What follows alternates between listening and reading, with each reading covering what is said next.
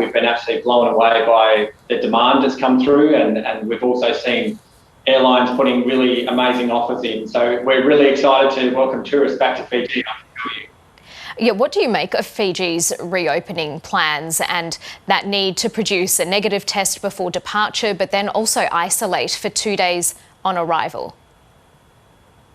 Yeah, so what we're asking people to do is when they come into Fiji, they are free to move around, but at the 24-hour, 48-hour mark, they just need to get that rapid test at their hotel. But they are free to move around Fiji, which is a really important thing.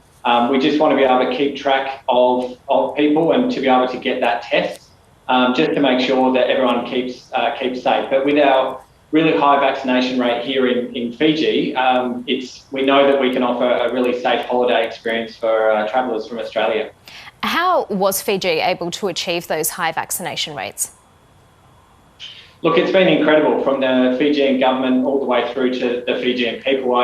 I know that there have been vaccines that have been carried over mountains on horseback and right into remote villages, and it's been outstanding to see everybody step up, because we all understand what's at stake here for Fiji. So to be over 80% fully vaccinated and now to start working through our children, our adolescents, is really exciting for Fiji to keep everybody safe and to be able to reopen our borders.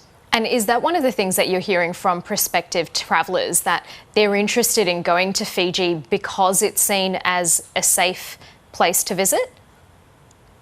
Yeah, absolutely. It's amazing to think that Fiji is right up there in the world in terms of the safety, and Fiji Airways, our national carrier, has done a great job with their safety and making sure that they're one of only 5 airlines in the world that are offering the kind of safety precautions that they have. So I think from that perspective, everyone's looking for that piece of paradise, those beautiful beaches, that sun that Fiji has, but also to know that they are safe, and we can really put in place everything to keep people safe and have a great time.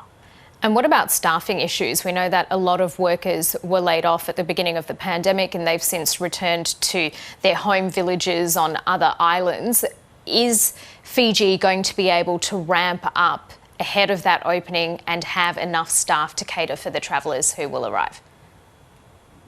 Yeah, look, no doubt that's been a difficult one. We had around 150,000 people employed in tourism, and we're probably down to about 30,000, but that's starting to grow now with domestic tourism, now that that's grown. And so now, those hiring processes are happening very, very quickly, and getting staff back in and retrained and ready for 1 December. So the one thing I can say to Australians coming over to Fiji is not only are you going to have an amazing time here in Fiji, but you really are going to help. So come with a pretty empty suitcase and leave with a full one, and you're really going to help us out. And so what are Christmas bookings looking like? Yeah, look, we've heard some amazing numbers coming through from airlines, from companies like Webjet and so on, who are selling offers, Flight Centre, etc. So even in the narrow gap that we've got with Australia between now and Christmas, I think people are looking at maybe they can do a family reunion here. So some of our resorts are doing really well and selling really well in terms of that more resident-style accommodation where everyone's coming together. And that's a really exciting thing to be able to offer to Australians. So yeah, it's exciting to think that we can have Christmas in Fiji. And apart from COVID, are people worried about it being storm season at that time of year?